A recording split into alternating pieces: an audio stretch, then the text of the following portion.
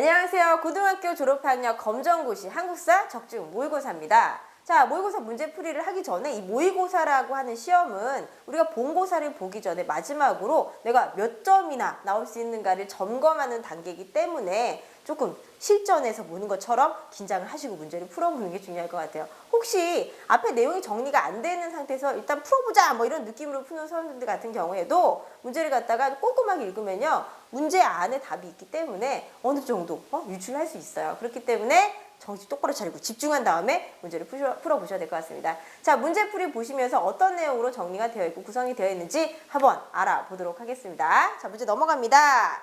1번, 다음과 같은 도구를 사용하여 살았던 시기에 대한 설명으로 바르지 못한 것은 그랬어요. 이 다음에 나와 있는 도구, 이건 뭐예요? 이 주먹도끼죠. 이건 주먹도끼입니다. 주먹도끼.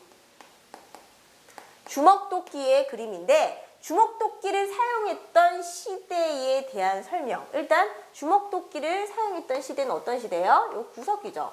구석기 시대의 생활 모습으로 문제 보세요. 바르지 못한 것은 반전이 있어요. 문제가 바르지 못한 것은이에요. 그렇기 때문에 구석기가 아닌 거를 찾으라는 문제가 되겠죠. 자, 볼게요. 1번에 뗀석기를 사용하였다. 이 뗀석기도 뭐예요? 구석기 때의 유물이죠. 그 다음 2번에 사냥, 채집, 어로 생활을 하였다. 이것도 구석기 때의 경제생활.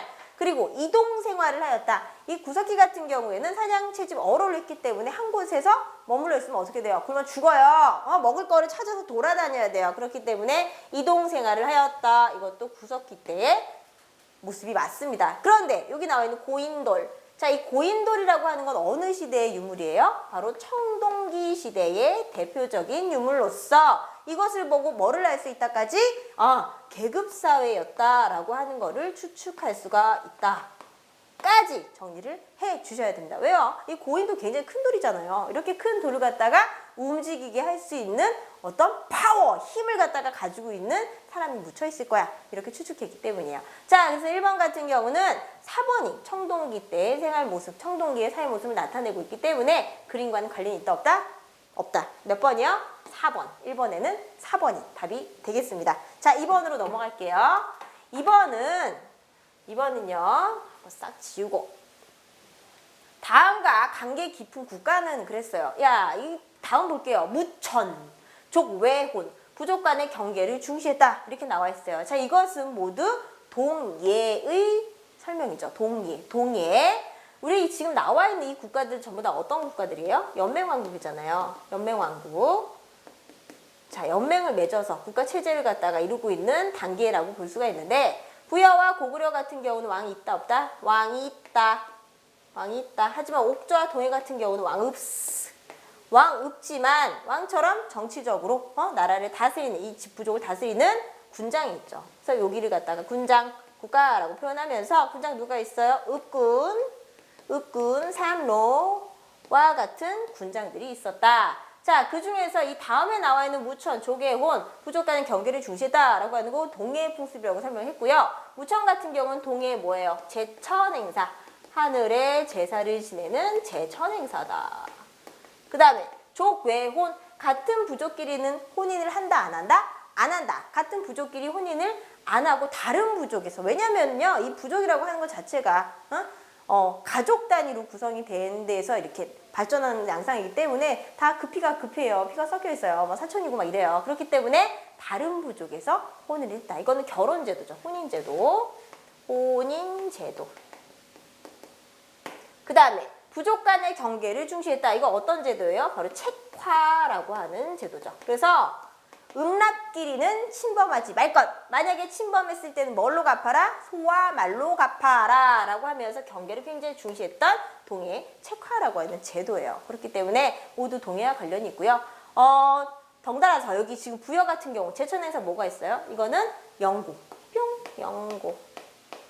고구려는 제천행사 동맹이 있죠. 이렇게 정리가 되면서 고구려 옥조 같은 경우는 또 이 혼인제도 같은 거, 고구려의 혼인제도 또 뭐가 있어요? 서옥제. 옥저의 혼인제도 뭐가 있을까요? 민며느리제. 까지 해서 이렇게 이 연맹왕국 단계가 나오게 되면은 보기에 부여 고구려만 이렇게 나와 있잖아요. 그러면은 거기에 해당하는 풍습이나 제천 행사들을 같이 정리해 주시면요. 나중에 다시 틀린 거 오답을 체크할 때 보면서 조금 더 도움이 돼요. 팁을 드렸습니다. 자, 이렇게 정리하면서 이번에는 답 몇 번? 4번 이렇게 정리를 하고요. 다음 문제 볼게요.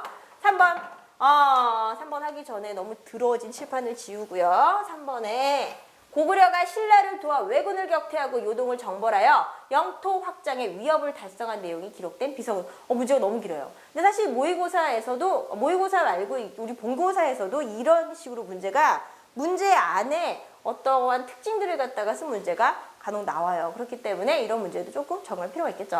자, 고구려가 신라를 도와 왜군을 격퇴. 누구의 업적인가? 누구의 업적인가요? 자, 이것은 바로 광개토 대왕의 업적이에요. 광개토.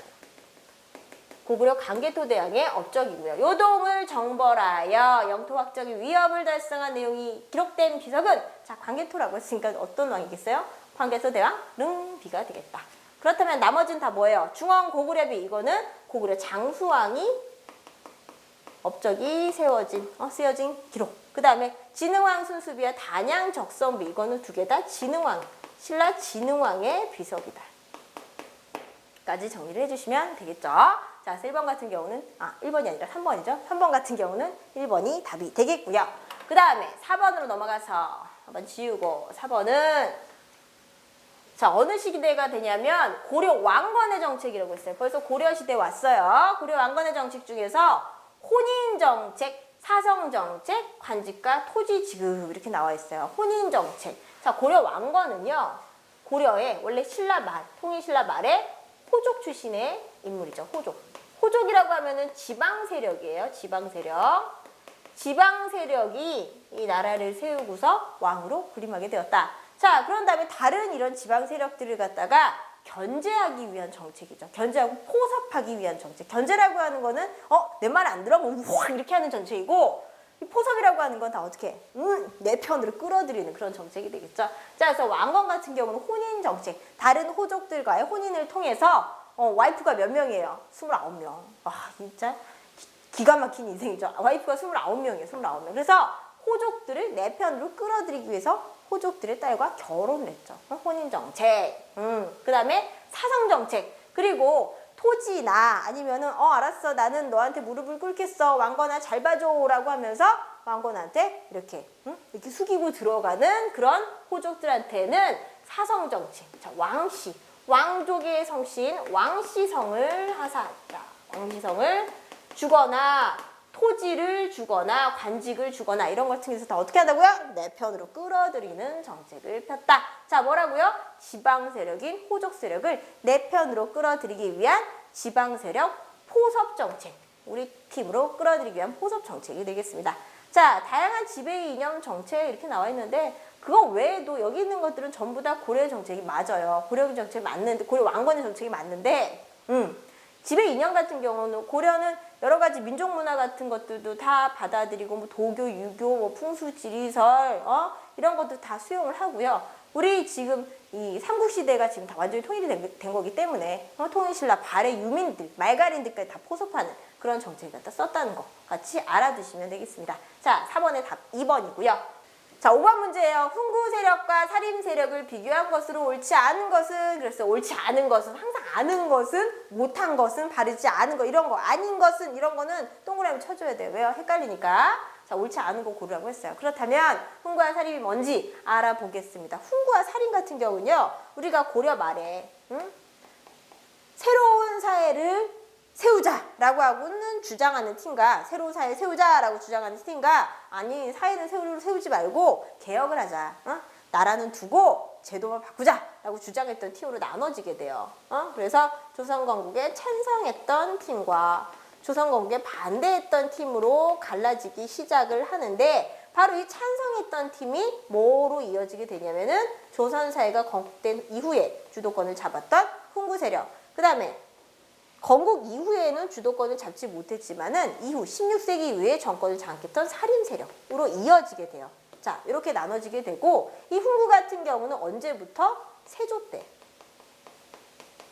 조선 세조 때 정권을 장악하게 되고요. 사림 같은 경우는 조선 성종 때 처음으로 권력을 잡은 게 아니라 그냥 정계에 처음 진출했다가 조선 선조 임진왜란 즈음 해가지고 선조 때 정권을 장악하게 된답니다. 자, 그래서 훈구와 사림이 이와 같은 사람들로 구성이 됐다는 거 알아두시면서 표 볼게요. 훈구 세력의 정치는 중앙 집권, 중앙에 왕 있잖아요. 왕을 중심으로 하는 왕에게 권력이 집중돼 있다는 뜻이죠. 뭐 이런 걸 주장했지만 사림 같은 경우는 향촌 자치를 주장했다. 이 향촌이라고 하는 건 지방이에요. 지방. 그런데 이 고려 이후에 고려 말에 조선 공격에 반대했던 사림들은 초반에는 정계에 진출하지 못했기 때문에 다 어디가 있어요? 지방에 낙향이 돼 있어요. 지방에 가 있었기 때문에 그냥 우리가 살고 있는 지역은 우리가 통치하는 게 좋아 라고 주장했던 향촌자치, 바로 사림 세력의 얘기가 맞습니다. 그 다음에 경제는 훈구는 중소지주층, 사림은 대농장을 소유했다 이렇게 나와 있는데 훈구 같은 경우는 초반부터 정권을 잡았기 때문에 여러 가지 과전법을 통해서 많은 경제력 이권을 갖다 장악하고 있었겠죠. 그렇기 때문에 훈구 같은 경우는 중소지주가 아니라 대농장. 훈구는 대농장이에요. 훈구는 대농장이고 사림들은 지방에 낙향되어 있었기 때문에 사림 세력은 바로 중소지주층이 되겠죠. 옳지 않은 것은 몇 번이에요? 2번이 되겠습니다. 그럼 3번 뭐예요? 학문, 실제 이익을 굉장히 중시했고 사림 같은 경우는 뭐예요? 의리. 응? 여기 딱 봐도 알 수 있잖아요. 나라를 뒤집었고 왕을 갈아치는 거에 적극적으로 찬성했던 훈구파와 그래도 그런 게 어딨어. 이렇게 의리를 끝까지 지키고자 했던 대표적인 사람이 있었죠. 고려 말에 누구? 정몽주가 있었잖아요. 응? 그래서 나라 갈아엎자라고 주장했더니 내가 어떻게 갈아엎어? 이 몸이 죽고 죽어 일배법 고쳐 죽어 막 그러면서 끝까지 의리를 강조했던 바로 사림의 정신이라고 할 수가 있겠죠. 그래서 이것도 맞는 얘기고요. 4번에 훈구 같은 경우는 정권 다툼 사림들을 갖다가 사림의 화라는 뜻이에요. 사림들 갖다 숙청하기 위한 일련의 사건들을 주도했던 게 훈구 세력이고요. 사림 같은 경우는 정권을 주도한 이후에 서로 이 당파를 형성해가지고 정권 다툼을 했다. 이게 바로 특징이 맞죠. 그렇기 때문에 5번 같은 경우는 몇 번? 2번이 답이 되겠습니다. 답 2번이에요. 그 다음에 6번.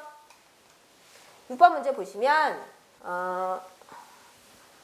다음의 결과를 낳은 사건, 뭘 낳았어요. 조선의 경작지가 3분의 1로 감소하고 조선의 신분제가 동요되고 그 다음에 조선의 많은 문화재가 약탈되면서 명예국력이 쇠약해지게 되었다. 자, 이거는 무슨 사건이냐면 바로 임진왜란에 대한 결과가 되겠습니다. 임진왜란에 대한 결과. 자, 갑자사화라고 하는 거는 뭐예요? 사림의 화 중에 하나였던 연산군이 본인의 어머니 패비윤씨가 생모인 패비윤씨가 패비가 되는 과정에 대한 과정을 갖다가 알게 되면서 일어난 사화. 그다음 병자호란은 누가 쳐들어온 거예요? 청이 쳐들어와가지고 우리가 거기 졌죠. 그래서 그 당시 왕이었던 인조가 청태종에게 머리를 조아리면서 군신관계를 맺었던 바로 그게 산전도의 굴욕이 되겠습니다. 네, 이거는 병자호란의 결과가 되겠죠. 이렇게. 자, 6번 같은 경우는 몇 번이요? 3번이 답이 되는 거고요. 7번으로 넘어가시면 7번. 다음에서 설명하고 있는 기구의 이름은 무엇일까요? 이렇게 나와 있어요. 자, 설명 볼게요. 본래 중종 때 비상시에 국방문제를 의논하기 위해 둔 임시기구였으나 붕당 정치의 전개와 함께 17세기 이후 최고 정치기구가 되었으며 그 결과 왕권의 위축을 가지고 오게 되었다. 자, 문제를 담당하기 위한 임시기구, 여기에서 국방문제를 담당하기 위한 임시기구는 바로 비변사예요. 비변사. 그래서 지금은 임시기구지만 중종 말쯤이 되면은 상설기구, 항상 만들어져 있는 기구로 정리가 되고요. 비변사 같은 경우는 이때 처음 만들어졌어요. 중종 때 처음 만들어졌고요.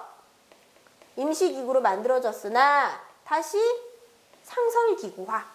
그러니까 안에 안 없어지는 거예요. 그냥 원래 있는 기구로 남았다가 전쟁이 끝난 다음에 국방 문제가 굉장히 중요해지게 되면서 최고의 권력기구까지 올라가게 돼요. 여기서 왕세자 비까지 다 여기서 결정하게 됐다. 이런 문서도 우리가 볼 수 있었는데, 자, 중종 때에 만들어졌고 언제? 세도 정치기의 최고의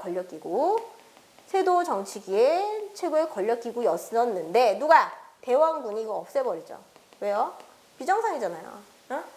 원래 최고의 권력기구는 어디예요? 의정부예요. 의정부인데 대원군은 이 비변사가 최고의 권력기구로 올라가니까 이거 없애버리고 의정부를 최고의 권력기구로 다시 바로 잡게 되고요. 홍문관 같은 경우는 이거는 왕에게 자문을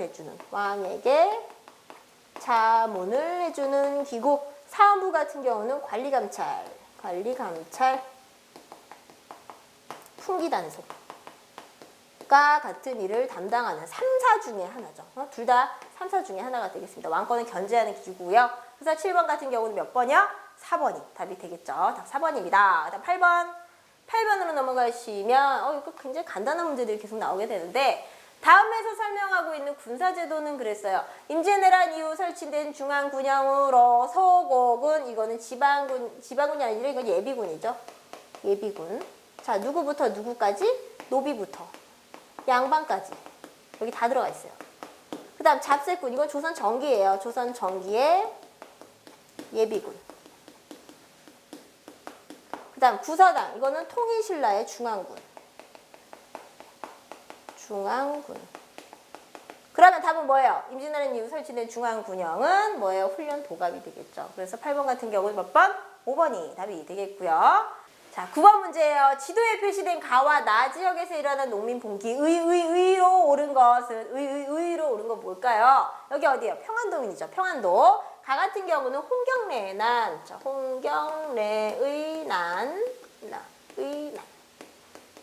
그 다음에 나 같은 경우는 이거 뭐냐면은 임술 농민 봉기예요. 임술 농민 봉기. 라고 할 수가 있겠습니다. 자, 이 두 사건의 공통점은요. 어느 시기에 일어났냐? 바로 세도정치기. 이 두 사건은 세도정치기에 일어난 사건으로서 세도정치가 뭐예요? 왕의 외척이 득세해서 정권을 장악하는 비정상적인 정치 형태죠. 비정상.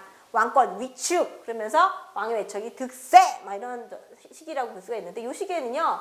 탕가놀이들, 중간 관리들이 백성을 엄청나게 못살게 굴어요. 어떻게? 세금을 많이 걷어서. 그렇기 때문에 백성들이 이와 같이 난, 봉기, 이 봉기 벌떼처럼 들고 일어난다, 난리가 난다 이런 뜻이죠. 자, 세도정책이 일어났던 바로 탕가놀이 스타일, 혹은 서북민에 대한 차별들 이런 것들 때문에 일어났던 대표적인 난이라고 볼 수가 있겠죠. 자, 이 두 가지는 원인은 각각 달라요. 하지만 결과는 같죠. 뭐가 있을까요?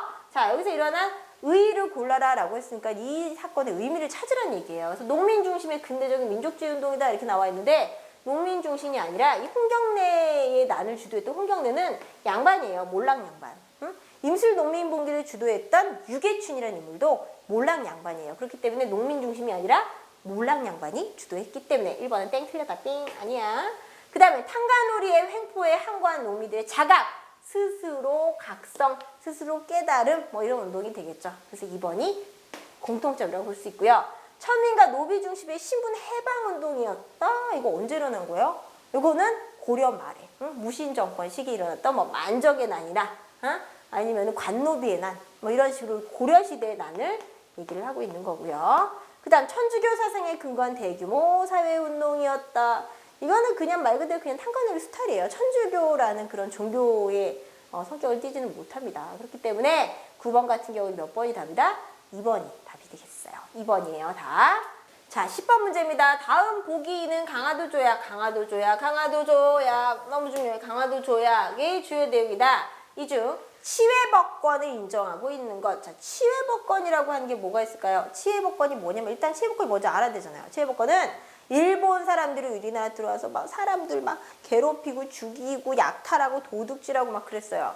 그럼 우리 법에 의해서 그 사람의 죄를 갖다 묻고 재판을 해야 되는데 치외법권을 인정하고 있다라고 하면은 우리나라 법에는 전혀 적용이 되지 않는다는 거 의미해요. 다시 말해서 우리나라에서 아무리 나쁜 짓을 해도 일본 사람이 아무리 나쁜 짓을 해도 우리나라에서 재판을 받지 않고 일본으로 소환 넘어가게 된다고요. 그래서 일본에서 굉장히 가벼운 벌만 받게 되는 굉장히 불평등한 내용이라고 할 수가 있겠습니다. 그래서 이 치외법권이 들어가 있는 내용을 찾으라는 건데 기억, 조선국 부산의 일본 공간에서 무역 사무를 처리한다 이렇게 나와 있네요.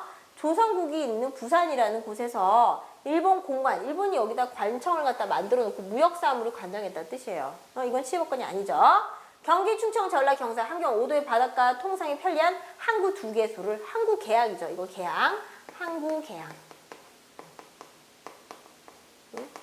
삼포 계약이라고 할 수가 있겠죠. 그 다음에 조선국 해안을 일부분 항해자가 자유로이 측량하도록 해안 측량권.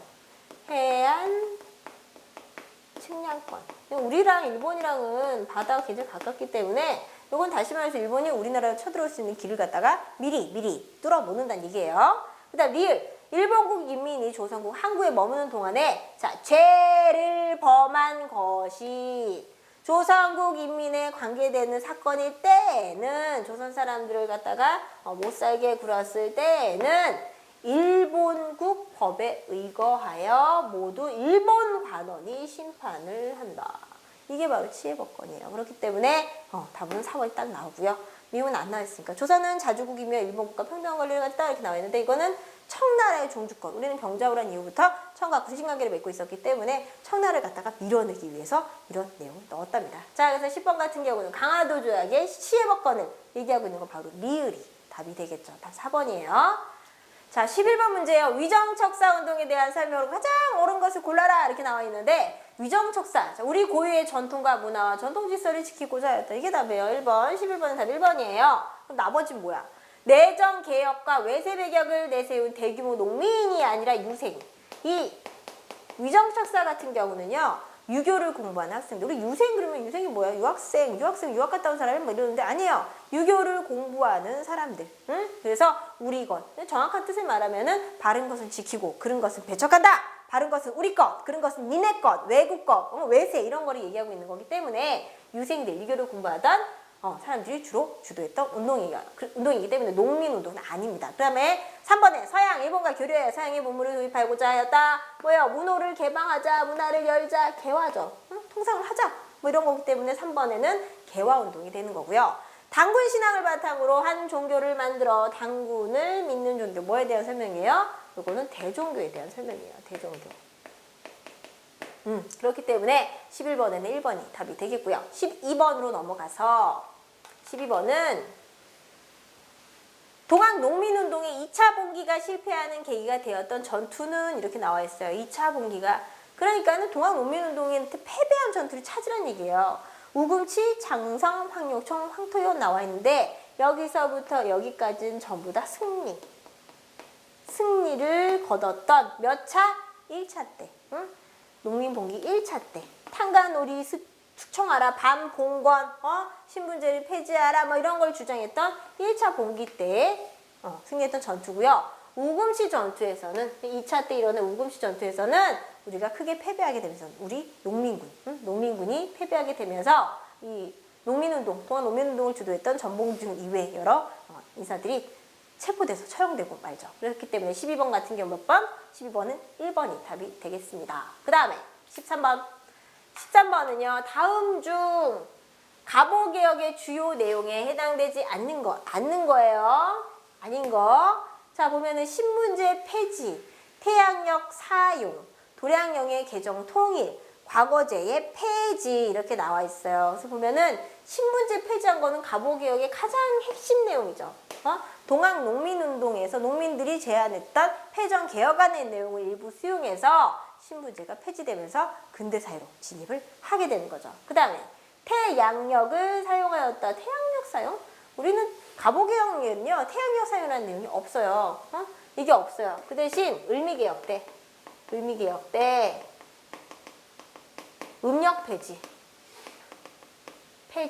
양력 사용. 이게 태양역이거든요. 양력 사용. 요 내용, 을미개혁의 내용이기 때문에 2번이 답이 되겠죠. 도량령과 개정을 통일한다, 과거제를 폐지한다 이런 것들 모두 근대화를 근대화로 가는 전환점으로 여겨지는 갑오개혁의 내용이 맞고요. 이 갑오개혁은 또 한계점까지 같이 얘기하자면요. 일본이 주도적으로 이끌었기 때문에 일본 침략에 유의한 내용들이 굉장히 많이 들어있는 데다가 우리에게 꼭 필요한 토지제도나 군사제도는 전혀 들어가지 않았다는 게 한계점이라고 할 수가 있겠죠. 13번에는 2번이 답이 되겠습니다. 자, 14번 문제예요. 다음 신문과 그에 대한 설명이 바르게 연결된 걸 골라보자 그랬습니다. 독립신문, 한글과 영문으로 가는 최초의 민간신문, 그 다음에 황성신문, 의사조약의 부당성에 항거하면서 장지연이 논설을 기재하죠. 뭐요? 시일야 방송되고 내가 이날 밤에 목 놓아 울었다 뭐 그런 뜻이에요. 시일야 방송되고. 그 다음에 한성신문은 한문체로 간행된 우리나라 최초의 신문이다. 제국신문은 부녀자를 대상으로 해서 한글로 간행된 신문이고요. 영국인 베델이 발행인으로 참여한 것. 요거는 뭐예요? 대한매일신보죠. 대한매일신보에 대한 설명이었다. 그렇기 때문에 14번 같은 경우는 바르게 연결된 거 뭐예요? 2번이죠. 14번에는 답 2번이 되겠습니다. 다음으로 넘어갈게요. 15번. 15번은 한민족을 위협하고 굴복시키기 위해서 교원들, 쌤들에게 제복을 익히고 칼을 차도록 했다. 이건 뭐 숙제 안 하면은 날 죽일 것처럼. 굉장히 강압적인 분위기의 학교를 만들어냈다는 얘기죠. 그래서 요거는 뭐냐면은 교원들에게 제복을 입히고 칼을 차도록 했다. 요거는 1910년대 무단 통치 시기입니다. 무단 통치. 무단 통치 시기의 모습으로서 여기에 해당하는 거 뭐가 있어요? 바로 헌병 경찰 통치. 헌병 경찰 통치. 그러니까 경찰이 다 헌병이에요. 군대를 갖다가 이렇게 제압하고 통솔하는 헌병들이 우리나라 치안을 담당하는 경찰로서 활동하게 되면서 나라 분위기를 갖다가 굉장히 강압적으로 만들게 됐고요. 통감 정치라고 하는 건 1905년도 의사조약 때 통감부가 설치되면서 실시가 됐던 거. 차관 정치라고 하는 거는 1907년도.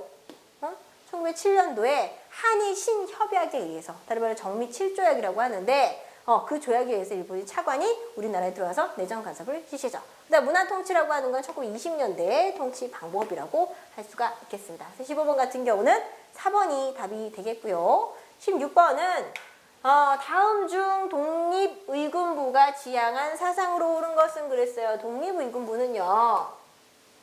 1910년대 국내에서 고종의 밀지를 받아 고종의 밀지. 그러니까 왕이 몰래 시킨 거예요. 비밀리에 만들어졌어요. 그래서 이거는 고종이 만들었기 때문에 다시 왕정으로 돌아가자. 왕정으로 돌아가자. 복벽주의. 왕정복고예요. 왕정복고. 왕정복고를 주장하는 왕정으로 돌아가자. 복벽주의를 지향했다. 그렇기 때문에 몇 번이 답이다? 2번이 답이다. 나머지 뭐 민주주의, 민족주의, 사회주의 같은 경우는 아직 들어오지 않아요. 1910년대 사회주의는 우리나라에 1920년대 들어와요. 그렇기 때문에 있지 않고요. 민주주의 같은 경우는 우리가 민주주의 체제, 민주공화국 이런 것들을 우리나라에서 지향하기에는 조금 왕도 아직 있는 데다가 이제 강점기 시기였기 때문에 이런 것들을 조금 지향하기가 어려운 상황이었다고 볼 수가 있겠습니다. 자, 그 다음에 17번. 17번은 이봉창, 윤봉길 의사의 의거 활동을 이끈 단체는 바로 한인애국단이 되고요. 오조감살단 같은 경우는 을사조약에 서명한 5명의 매국노를 죽여버리기 위해서 만들어진 거지요.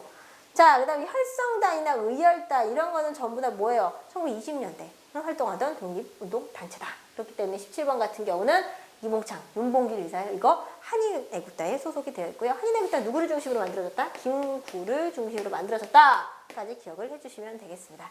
자, 17번에 다 2번이고요. 18번, 10번에는 뭐가 있을까? 다음 내용과 관계 깊은 일제의 식민통치 정책은 무엇일까요? 한국시민서사시. 나는 대일본 제국의 시민이다. 나는 마음을 합해 천황폐하께 충의를 따진다. 우리 한국 시민은 인고 단련하여 훌륭하고 강한 국민이 된다. 이렇게 나와 있는데 이런 거 왜 자꾸 외우게 하는 거예요? 이런 거 자꾸 외우게 하는 이유가 이 세 내용. 내가 일본의 시민이다. 시민도 아니야. 시민이다. 시민이랑 시민은 무슨 차이가 있어요? 시민은 권리와 의무를 다 가지고 있지만 시민은 의무만 있어요. 의무만. 응? 노예 의무 해야 될 것만 너무 많아. 근데 권리는 없는. 그런데 자꾸만 나는 시민이야. 천황폐하의 시민이야. 이거 자꾸 말하게 함으로써 세뇌를 시키는 거예요. 아동용이 있고 학생용이 있고 뭐 성인용이 있고 뭐 이런 버전이 다르게 있습니다. 자, 이런 거를 했을 시기는요. 우리 민족의 어떤 전통적인 이런 걸 갖다 완전히 그냥 민족 말살 정책. 여기 있네요. 민족 말살 정책. 1930년대죠. 요 시기에 정책이라고 볼 수가 있겠지요. 자, 이건 정책이 되는 거고 경제적으로는 1930년대 병참 기지화 정책을 핌으로써 우리나라를 전쟁 물자에 필요한 이런 무기, 저장고처럼 창고처럼 이렇게 썼던 그런 시기가 있었고요. 무단 통치 같은 경우는 1910년대, 문화 통치는 1920년대라는 거 기억을 해주시면 되겠습니다. 18번에는 4번이 답이 돼요. 그 다음 19번에 조선 어학회에 대한 설명으로 옳지 않은 것을 골라라 이렇게 나와 있는데 표준어를 제정하였다. 이승, 최연배 등을 중심으로 조직되었다. 우리말 큰사전을 편찬하여 맞춤편의 표준이 안타까운 일이네요. 편찬 시도만 해요. 왜냐면은 이런 것들은 전부 다 일제 총독부의 방해를 받게 되면서 중간에 멈추죠. 그리고 관련된 조선어학회가 해산이 되고요. 관련자들이 전부 다 잡혀가요. 그렇기 때문에 여기 나와 있네. 일제는 독립운동을 구실로 회원을 체포하고 강제로 해산시키는 바람에 우리말 큰사전은 편찬을 하려고 했지만 중간까지 했으나 결국은 실패하게 되었다. 그래서 3번 같은 경우는 옳지가 않습니다. 19번에는 답 3번이고요. 20번. 20번은 다음 중 광복 직후 조선 건국준비위원회의 중심인물로 오른 것은 조선 건국준비위원회는 바로 여운형의 주도로 만들어진 거고요. 송진우, 김상수 뭐 이런 인물들 같은 경우는 나중에 친일로 변모하는 사람들이라고 할 수가 있겠습니다. 윤봉길 의사 같은 경우는 뭐 한 사람이에요? 도시락 폭탄. 상하이 홍콩공원에 도시락 폭탄을 투척한 의사죠, 의사. 20번 같은 경우는 여운형 선생님이 되겠습니다. 1번이고요. 21번에는 남한의 단독 정부 수립에 반대하여 일어난 사건을 보기에서 모두 고르면 이렇게 나와 있어요. 우리가 대한민국 정부가 수립이 될 때 한반도가 반으로 나눠지잖아요. 그죠? 이 당시 이제 세계대전이 끝난 직후에서 반으로 또 갈라져서 여기는 썩은 정, 소련들, 그 다음에 남쪽은 미군정이 들어와서 공산화되는 거를 서로 한반도가 공산화되는 걸 막기 위해서 미군정이, 한반도가 자유화되는 걸 막기 위해서 소군정이 들어와서 분할점령, 어디를 기준으로? 38도 선을 기준으로 분할점령을 하고 있었죠. 그러다 보니까 정부를 세우려고 하다 보니까 이걸 사회주의, 공산주의 정권을 세울 것인지 자유주의, 민주주의 정권을 세울 것인지를 주고서 계속 이렇게 대립이 발생하게 돼요. 그래서 그 사건을 골라보자. 뭐가 있을까요? 바로 제주 4.3 사건과 여수와 순천 사건, 여순 사건이 되겠죠. 니은 4번이 되고요. 4.19 혁명이나 5.18 민주화운동 같은 경우는 이거는 이거 정부 수립 이후예요. 정부 수립 이후. 수립 이후기 때문에 관련된 사건이 아니라고 볼 수가 있겠습니다.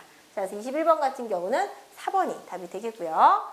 22번에 다음 설명에 해당하는 국제선언은 그랬어요. 1950년 1월 미국 국무장관이 미국의 1차적인 극동 방위선에서 한국과 타이완을 제외한다는 선언을 발표하겠다고 되었다. 에치슨 선언. 그래서 제외한다는 정책. 그래서 한반도 이 태평양을 갖다가 이렇게 금을 긋는 동그라미를 쳐가지고 여기까지만 지켜줄 거야 말하고 주장했던 에치슨 라인을 긋게 되는 거죠. 에치슨 라인이 그어지게 되면서 미군이 철수하게 되고 이때를 틈타서 누가? 북한이 우리 남한을 침투하게 되는 거죠. 그래서 22번 같은 경우는 3번이 되겠고요. 얄타 같은 경우는 이런 선언들을 우리 한국사에도 영향을 미치긴 했지만 세계대전 이후에 맺어졌던 독일의 무조건 항복, 그 다음에 한국의 독립을 갖다가 처음으로 얘기했거나 아니면 다시 한번 확인하는 그런 내용들로 구성이 되어 있죠. 그래서 여기 박스에 해당하는 내용들 전부 다 아니고요. 3번이 에치슨 선언이 바로 이 내용과 맞다. 답 3번이라고 볼 수가 있겠습니다. 그 다음에 23번 4.19 혁명의 발발 배경이 된 사실을 보기 위해서 골라보자 이렇게 나와 있는데, 자, 4.19 3.15 부정선거, 자유당의 독재, 이승만의 장기 집권, 공산주의 이념의 확산. 답이 몇 개일까요? 답은 3개입니다. 어떻게? 자유당이 독재를 갖다가 부리면 이승만이 자유당 출신이잖아요. 그래서 이승만이 자유당을 갖다가 얻고서 장기 집권을 하기 위해서 3.15 부정선거를 실시하게 되죠. 여기서부터 여기까지가 다 답이네요. 기억, 니은, 디귿. 그래서 거기에 한 거에 해서 학생들과 교수단들, 그 다음에 국민들이 합세를 해가지고 이승만 하야를 갖다가 주장하면서 결국은 우리가 최초의 민주화에 성공하게 됩니다. 그래서 23번 같은 경우는 3번이 답이 되고요. 24번은 다음 중 정부의 유화 정책, 유화 조치라고 하는 거는 잘해주는 거예요. 달래주는 거. 달래주는 걸 얘기하는 거고요. 유화 정책 아닌 걸 고르라고 했어요. 유화 정책 아닌 거는 자, 삼적 호황으로 경제가 성장했으니까 기분 좋아. 해외여행이 자유화돼서 기분이 좋아. 언론은 통폐합하면 기분이 나빠. 야간 통해를 금지를 해제시켜요. 야후 좋아. 유화는 좋은 거예요. 잘해주는 거. 국민을 갖다가 내 편으로 끌어들이고 불만을 갖다 잠재우기 위한 정책이라고 할 수 있겠죠. 근데 언론을 통폐합했다라고 하는 거는 강경책이에요. 그래서 정부가 언론 통폐합하고서 언론을 갖다 장악한 다음에 그러니까 여론을 갖다 형성하는 역할을 하고 있어서 언론을 갖다가 정부가 장악을 하고서 국민들 여론을 갖다가 막 이렇게 마음대로 활성화되는 걸 막으려고 했었죠. 그렇기 때문에 24번 같은 경우는 3번이 답이 되고요. 25번, 자, 마지막 문제 볼게요. 1980년대 우리나라의 경제에 대한 설명으로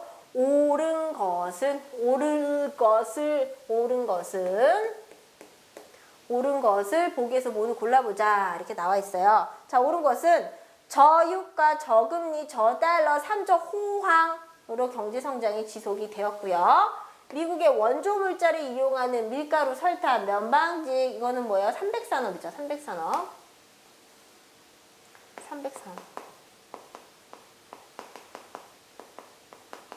공업이 발달하였다. 이거는 80년대가 아니죠. 80년대가 아니고 원조를 받았다는 거니까 60년대, 50년, 60년대가 되겠죠. 그 다음 지금 대기업의 과잉 투자와 무역 적자, 외채 증가 등으로 국제통화기금의 긴급 구제 금융을 받았다. 이거는 90년대. 그렇기 때문에 니은과 리은은 벌써 아닙니다.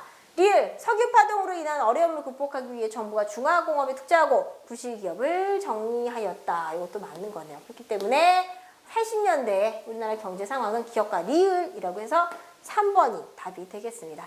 자, 여기까지 해서 우리가 문제를 25번까지 쫙 풀어봤는데 내용 보니까 다소 조금 어렵게 느껴질 수도 있을 것 같은 게 있지만 지금 1회 풀었잖아요. 여기서 실망하실 필요는 없고요. 틀린 문제들, 내가 모르고 아리까리 했던 그런 문제들을 갖다가 다시 한번 꼼꼼히 사사지 정리한 다음에 다시 2회 문제에 도전하시면 되겠습니다. 자, 여기까지 보시느라 수고 많으셨고요. 다음 문제 2회에서 살펴보도록 할게요. 감사합니다.